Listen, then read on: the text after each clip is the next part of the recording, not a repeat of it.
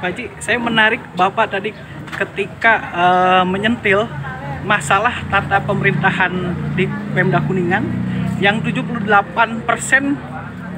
dana anggaran serapan dari pusat semua Pak ya. Jadi kemampuan PAD-nya kecil. Nah, Bapak besok ketika menjadi bupati, visi apa Pak untuk membuat Kuningan nih benar-benar mandiri, bisa berklorofil lah, hijau nih Pak, bisa meningkatkan PAD-nya mungkin berapa kali lipat lebih besar daripada sebelum-sebelumnya gitu. Ya sebetulnya kan jawabannya kita sederhanakan saja lah. Kalau di rumah kita nggak ada uang, pilihannya kan masukin uang dari luar ke dalam. Cuma itu. Kalau di rumah kita mau masak nasi nggak ada ongkosnya, mau beli Indomie nggak ada ongkosnya, kan pilihan cuma satu, harus keluar cari uang supaya masuk ke rumah, supaya kebutuhan bisa ditangani. Jadi kalau soal PAD memang ya keadaannya begitu, artinya kisaran 300-350 miliar, mungkin mencapai 400 miliar itu kan memang harus turun. Tapi kuncinya kan tiga. Jawabannya tunggal. Gimana caranya memasukkan uang sebanyak-banyaknya masuk ke Kuningan? Cuma itu kok nggak ada pilihan. Betul nggak? Barangkali. Caranya tiga. Pertama investasi. Cuma problem investasi adalah bahwa kita belum punya skema investasi yang apa istilahnya yang kokoh, yang kuat. Skema investasi itu master plan untuk investasi. Di sini untuk ini, sini untuk ini, dan seterusnya itu kita belum punya. Yang kedua, apa yang disebut dengan kalau uang mau banyak, ya semakin banyak orang berkunjung ke sini, itu mesti peluang untuk pertumbuhan uang beredarnya lebih banyak. Kalau orang dari luar setahun masuk ke Kuningan 1 juta saja, masing-masing buang uang 1 juta, ya kan? 1 juta kali 1 juta itu sudah berapa?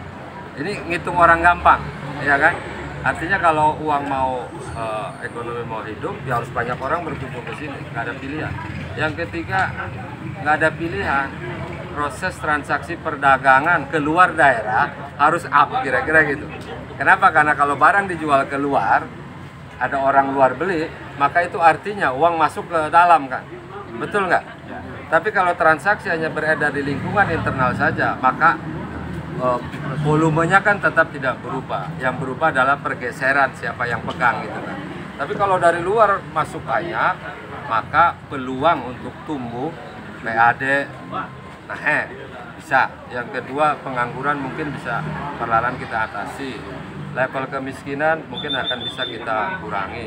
Dan yang terpenting adalah kekuatan ekonomi berbasis usaha kecil menengah mikro itu punya kesempatan untuk tumbuh, kira-kira begitu. Karena kita dorong untuk terjadinya transaksi perdagangan antar daerah, antar kabupaten.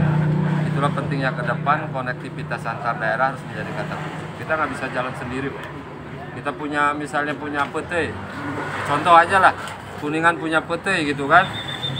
Kalau PT-nya ada 1 juta pohon, kali 500.000 pohon hampir 50 miliar. Ya kan? 50 miliar itu kan nggak bisa dijual sorangan. Tapi kalau ada konektivitas antar daerah jadi. Ini contoh ringan saja. Termasuk Pak, itu kan secara SDA Pak, potensi SDA Pak ya. Mungkin untuk peningkatan SDM-nya Pak, bagaimana Pak untuk Kuningan ini? Jadi ketika ngomong goal target ke depan, kita tarik ke belakang. Hambatannya apa? Titik lemahnya apa? Problemnya di mana? Itu yang kita urut. Contoh misalnya, apa bisa tiba-tiba meningkatkan volume perdagangan antar daerah? Ya nggak bisa, karena pasti ada problem. Pelaku usahanya mana? Nusaha di mana? Modalnya atau sabaraha? Sanggup nggak meningkatkan volume bisnisnya? Oh, banyak itu urutannya.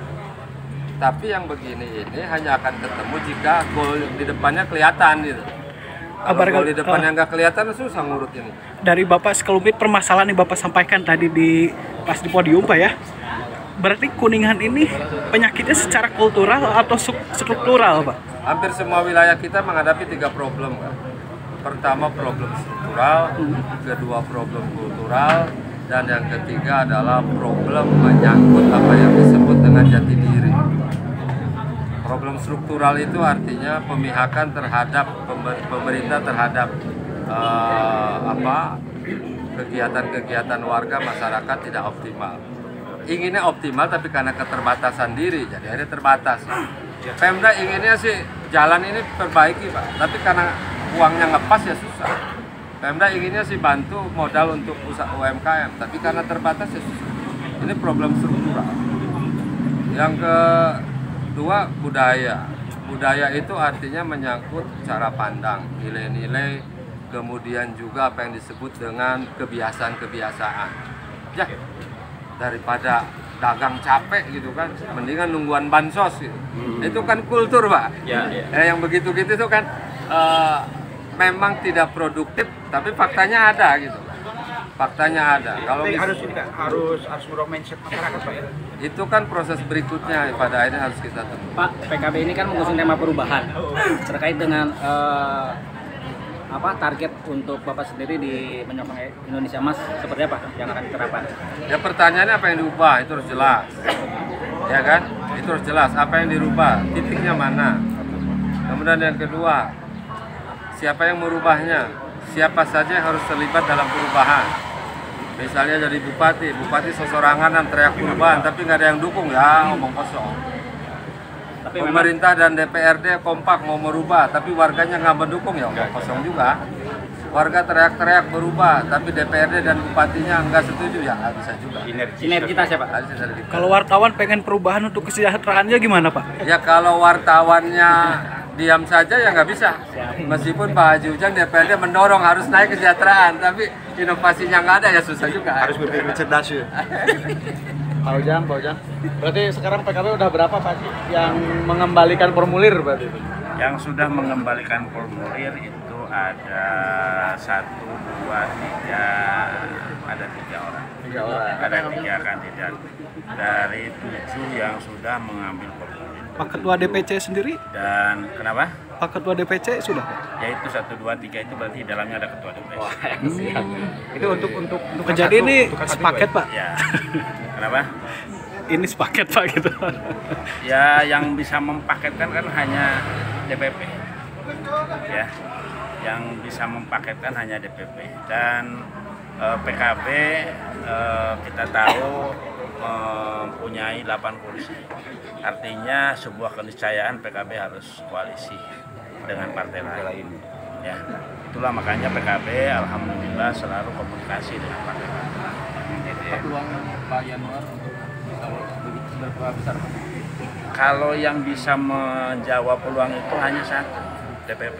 Kan Pak Yanuar Karena Ketua harus DPP. diketahui oleh teman-teman bahwa DPC ini punya tugas sesuai dengan PP 10 2024 yang semula PP 9 2024 sekarang dirubah diperbaiki menjadi PP 10 2024 bahwa kami di DPC melalui Despilkada itu tugasnya melakukan penjaringan, mempersiapkan dan memfasilitasi secara administratif kepada seluruh bacakada yang mendaftar di PKB.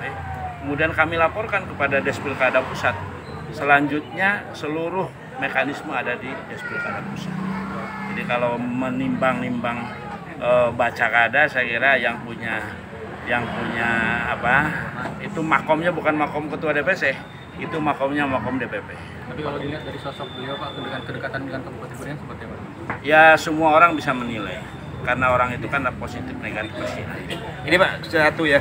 Kalau dilihat daripada sekian orang yang sudah mengembalikan dan belum mengembalikan formulir Pak ya, dilihat daripada elektabilitas untuk pergerakan partai, kemudian lagi konsisten daripada dirinya sendiri seperti apa penilaian? Nah DPP pada saat mau mengambil keputusan, kemudian melahirkan sebuah rekomendasi, pasti akan mempertimbangkan banyak hal. Pasti akan mempertimbangkan banyak hal. Di antaranya elektabilitas. Ya elektabilitas bukan berarti dinilai seseorang, tapi elektabilitas yang bersumber dari surveyor yang melakukan survei, ya kan. Kemudian yang kedua, bagaimana konsep membangun kuningannya, istilahnya visi misi bupatinya seperti apa, visi misi PKB-nya seperti apa. Tadi sudah disampaikan oleh Despilkada kepada Kang Haji Anwar, walaupun beliau orang DPP lebih tahu sebenarnya, tapi begitulah mekanisme yang harus dilakukan oleh Despilkada Kabupaten. Kita sampaikan bahwa ini yang harus dipersiapkan pada saat nanti UKK, uji kompetensi dan uji kelayakan dan kompetensi di DPP. Apa visi misi PKB-nya, apa visi misi bupatinya atau wakil bupatinya. kekuatan dan kelemahan yang dimiliki dalam kontestasi pilkada. Itu semua harus dipersiapkan oleh Bacakada dan nanti dipresentasikan di depan Des Pilkada pusat dalam UKK. Nah, baru nanti UKK akan mengambil sebuah kebijakan, sebuah keputusan apakah si A atau si B yang harus diberi rekomendasi oleh DPP. Pak, untuk mendapatkan rekomendasi apakah ada mahar, Pak? Kan ketua umum sudah ngomong di mana-mana. Coba kalau kita kita perhatikan, kita baca media-media nasional yang sudah disampaikan amat sangat jelas oleh ketua umum bahwa PKB akan melakukan mekanisme pemilihan kepala daerah, bupati, wakil bupati, wali kota, wakil wali kota, gubernur tanpa mahar. Itu dicatat itu. Ya. Dan memang di kita sudah diimplementasikan. Ya. PKB Kuningan insya Allah tanpa mahar. Bisa disebutin nggak Pak hasil takaran DPC siapa di antara bobotnya Pak? Saya nggak boleh memberikan bobot loh. Saya memberikan bobot ke si A, si B-nya nanti dulu loh. Ya kan, semua yang mendaftar ke PKB mempunyai peluang yang sama untuk mendapatkan kepercayaan DPP dalam kontestasi pilkada. Input dari bawah mungkin Pak ya? Ya. Untuk menilai berdasarkan input dari bawah. Ya pasti, salah satunya itu melalui survei, kemudian mungkin juga masukan dari para tokoh dan seterusnya. Saya kira itu masih punya peluang untuk didengar oleh DPP.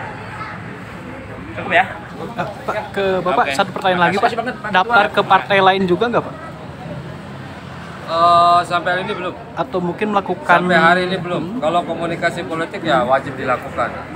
Namanya kontestasi ya tetap dilakukan. Udah kemana aja Pak? Kenapa? Ke mana saja Pak? Ya sejumlah partai nanti kita temui. Beberapa sudah kita komunikasi, yang lain sedang proses penjadwalan. Ya, baik Nanti Pak, kita terima lihat kasih. sama-sama.